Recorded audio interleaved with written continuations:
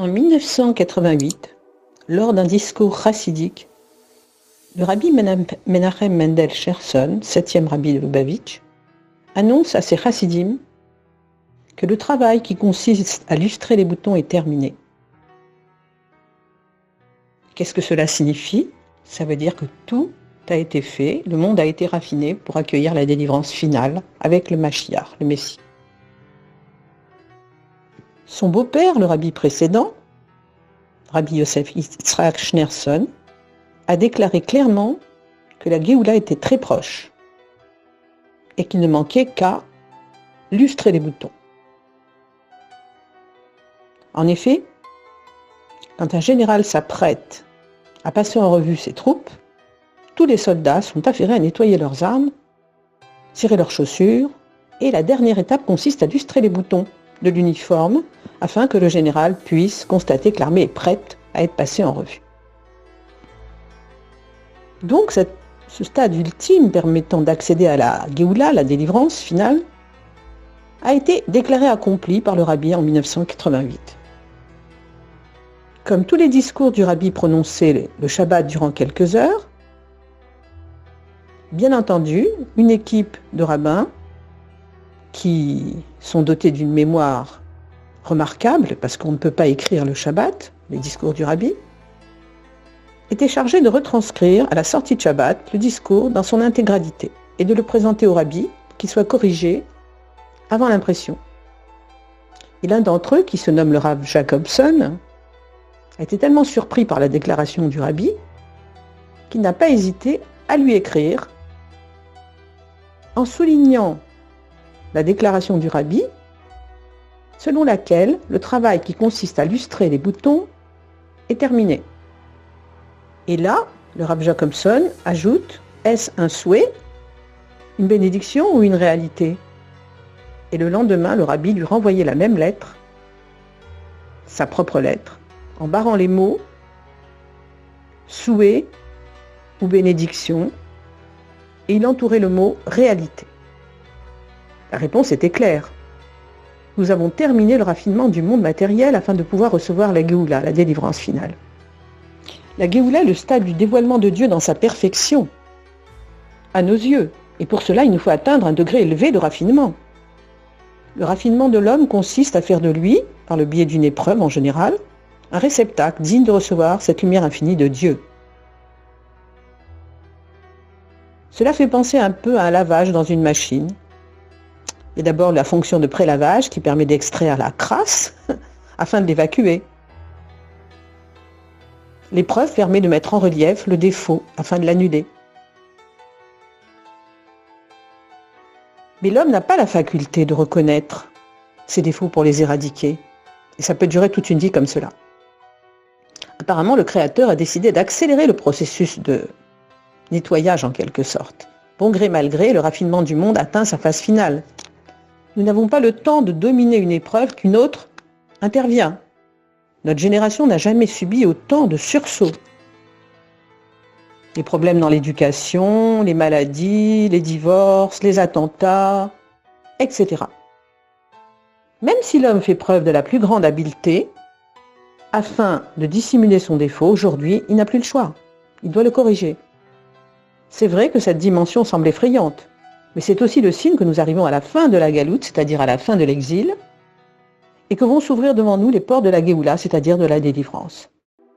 Exactement comme le rabbi l'avait annoncé en 1951, quand il a pris la direction du peuple juif en tant que rabbi. Il a dit: nous sommes la dernière génération de la galoute et la première de la Géoula. Et quand il dit nous, évidemment, il s'inclut lui-même dedans. Il y a même plus. Le rabbi a ajouté que selon les écrits du Harizal est le plus grand kabbaliste de ces derniers temps, selon les écrits du Harizal, qui a écrit un livre qui s'appelle Sefer HaGilgulim, le livre des réincarnations, la génération du peuple juif actuel est la réincarnation de ceux qui sont de la génération qui est sortie d'Égypte, c'est-à-dire la génération de Moshe, de Aaron le Cohen, etc. Et donc, nous sommes la dernière génération de l'exil, nous sommes la 7e, et tous les 7e sont déchirés. On a vu que le rabbi est le 7e dans la lignée des rabbis depuis le premier rabbi de Lubavitch, l'Admorazaken, jusqu'au rabbi qui est le 7e. Et la 7e génération a un mérite particulier, ce sera la première de la délivrance, de la Géoula. Maintenant, on peut se demander, on a parlé longuement de la personnalité du Mashiach, du Messie. Il est intéressant de voir les réactions au fil des époques quant à l'identité du Mashiach, comment elle s'est dessinée à l'horizon. Alors on sait que dans chaque génération, il y a un Mashiach potentiel. Ça veut dire qu'il y a un homme doué de facultés particulières, très érudit en Torah, très savant, très sage, avec animé d'une crainte et d'un amour de Dieu et de chaque homme hors du commun, et que cet homme est apte à assumer le rôle de Mashiach pour les libérer, le monde, le peuple juif et le monde, et faire venir la délivrance finale qui amènera la paix dans le monde et Dieu parmi nous. Il se trouve que dans son époque, le Baal Shem Tov était le rabbi, il était donc le Mashiach potentiel de son époque. Dans d'autres époques, il y a eu différents Mashiach potentiels. Mais une petite histoire pour illustrer le fait que les gens n'acceptent pas, alors que c'est évident, de reconnaître la vérité et s'opposent à la vérité, même si elle est criante. Et cette petite histoire marque ce fait-là. C'était donc au temps du Baal Shem Tov, qui faisait également de grands miracles quand on lui amenait quelqu'un qui avait un problème de santé mentale, physique, etc. On venait le voir et prendre son conseil, et souvent, de grands miracles se produisaient. Et un jour, il y avait un opposant farouche au Baal Shem Tov, qui ne le reconnaissait pas en tant que rabbi, en quelque sorte. Cet opposant farouche avait une fille handicapée des deux jambes, qui ne pouvait pas marcher, donc. Et les docteurs lui avaient dit qu'elle ne guérirait jamais, tout au moins par les voies naturelles. Donc, à contre-cœur, il a accepté de se rendre auprès du Baal Shem Tov pour demander une bénédiction pour que sa fille cesse de souffrir. Et, avec beaucoup de mépris, il s'est rendu dans la demeure du Baal Shem Tov, s'est adressé à lui sur un ton méprisant en lui disant, il lui jette une bourse pleine d'argent et lui dit « Allez, faites un miracle pour ma fille, elle ne marche pas ». Le Baal Shem Tov n'a pas répondu à cette façon de lui parler méprisante, il a juste pris tranquillement la bourse et l'a jetée par la fenêtre. Évidemment, la bourse en tombant s'est déchirée et toutes les pièces sont sorties, sont étalées par terre. Et la petite fille qui se trouvait dans le carrosse de son père, voyant les pièces, est sortie du carrosse, elle a couru pour ramasser les pièces, alors que cette petite fille était handicapée et ne pouvait marcher. Réaction de son père, au lieu de reconnaître la grandeur du rabbi et de le remercier, il sort précipitamment de chez le Baal Shem Tov, prend la main de sa fille, comme si c'était naturel alors qu'elle ne marchait pas auparavant, et lui dit « Viens, allons-nous-en, sinon il va nous dire qu'il a fait un miracle ». Alors que signifie cette réaction ? C'est simple. Un être humain est animé de deux forces, celle du cœur et celle de la tête. En général, c'est le cœur qui prévaut et les pulsions du cœur entraînent toujours l'être humain à faire telle ou telle chose, même si lui, il croit qu'il maîtrise la chose et qu'elle vient de sa pensée. Et puis, les sentiments ne permettent pas d'analyser les situations. Ainsi, la réalité la plus frappante sera déformée, soit par amour, soit par jalousie ou par orgueil. C'est ce qui s'est produit dans notre histoire. Il n'a pas voulu reconnaître le miracle fait par le Baal Shem Tov à cause de la haine que cet opposant lui portait. Il en est de même pour le sujet du Mashiach, qui n'est bien souvent perçu que sous l'angle des sentiments. On s'insurge quand on entend les Chassidim Chabad affirmer que le Rabbi est le Mashiach. Et dans les débats, c'est toujours la passion qui l'emporte sur la raison. Alors, on va montrer que finalement, dans l'étude de la Torah, on nous demande justement de faire l'inverse, de donner la priorité à la raison et à l'intellect sur le sentiment, que l'intellect maîtrise le sentiment pour voir clair. Alors d'abord, dans le Talmud, on voit que tous les maîtres du Talmud, tous les sages, ont toujours proposé le nom de leur maître pour désigner le Mashiach. Par exemple, le maître de la Mishnah, Rabbi Yehuda Hanassi, était considéré comme le Mashiach par ses disciples. Les Breslev considèrent que Rabbi Nachman est le Mashiach.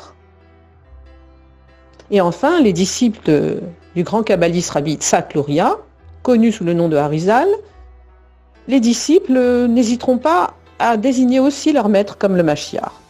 Et plus tard, c'est Rambam, Maïmonide, qui va décrire l'émergence du Mashiach, qui va le décrire avec précision. C'est le seul d'ailleurs qui le décrive de cette façon aussi précise. S'il se lève un roi de la maison de David, érudit dans la loi et occupé au commandement comme David son aïeul, et qu'il amène tout Israël à en suivre les voies et qu'il colmate les brèches du judaïsme causées par l'assimilation, alors il est le Mashiach présumé. Et s'il réussit, s'il fait les guerres de Dieu, s'il réussit, qu'il construit le temple à sa place et qu'il rassemble les exilés, alors il est le Mashiach certifié. Donc le Ramban nous fournit une fiche d'identité qui nous permet de mettre un nom sur le Mashiach. Il ne s'agit pas de réaliser son envie de voir son maître être le Mashiach, mais d'être objectif en tenant compte de références concrètes qui sont écrites dans ce descriptif donné par le Rambam.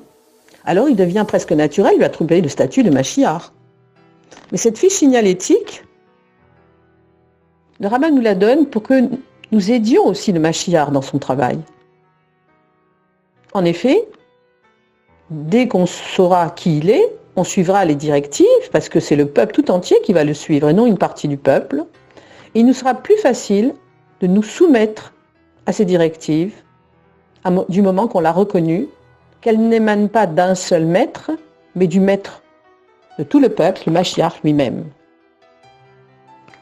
Et si le Rabbi a donné justement à étudier le Mishneh Torah chaque année du Rambam, ce n'est pas par hasard, mais qu'il savait qu'il fallait que le peuple reconnaisse le Mashiach en sa personne. Déjà, de nombreuses allusions montrent que le Rabbi est Mashiach, par exemple en affirmant que le nom du Mashiach est Menachem. Il est bien vrai que le nom du Mashiach est Menachem. Que sa génération est celle qui connaîtra la délivrance messianique. Que tous les maîtres, les chefs de Rabat sont tous des Mashiach potentiels, comme il voulait que son beau-père, le Rabbi Yosef Yitzhak Nerson, le soit. À ce moment-là, il n'y a plus aucun doute sur son identité. Il est le 7e rabbi et le dernier rabbi de la lignée. Et tout lui correspond. Malgré tout, on peut se poser la question, pourquoi le Rabbi nous a-t-il donné ces repères de manière allusive et pas concrète en disant « je suis le Mashiach ». En fait, chaque homme et chaque juif a le libre arbitre. Il peut reconnaître au nom la vérité. Personne ne peut la lui dicter, sauf Dieu bien sûr, mais le Mashiach n'a pas le droit de se désigner comme tel en disant « je suis le Mashiach, il faut que vous me suiviez ». Je descends de la maison de David. Il est bien vrai que le Rabbi descend de la maison de David en ligne droite par son ancêtre, le Maharal de Prague. Et qu'il a toutes les caractéristiques qu'on a citées plus haut. Donc, le Rabbi nous a donné ces repères de manière allusive, tout simplement parce que d'une part, le Mashiach a besoin du peuple pour confirmer son statut. On doit crier « Vive le roi » et « Ri Ameler », mais aussi pour laisser à chaque juif le mérite de se hisser à un niveau de conviction intime que le Mashiach est déjà annoncé, qu'il attend de chacun d'entre nous un ultime effort pour se préparer à sa venue. Par conséquent, nous sommes arrivés au stade où le monde connaît un raffinement complet, malgré les apparences qui sont trompeuses, Et nous sommes à la fin de la galoute, c'est-à-dire de l'exil. Et devant nous vont enfin s'ouvrir les portes de la Géoula, la délivrance complète et finale. Et bientôt, avec nos fils, nos filles, nos vieillards, tous ensemble, nous pourrons construire le 3e temple qui sera définitif, éternel, et qui amènera la paix, l'amour dans le monde et le dévoilement de Dieu, car, comme a écrit Ishaïa, et toute chair verra que c'est la bouche de Dieu qui parle. Amen.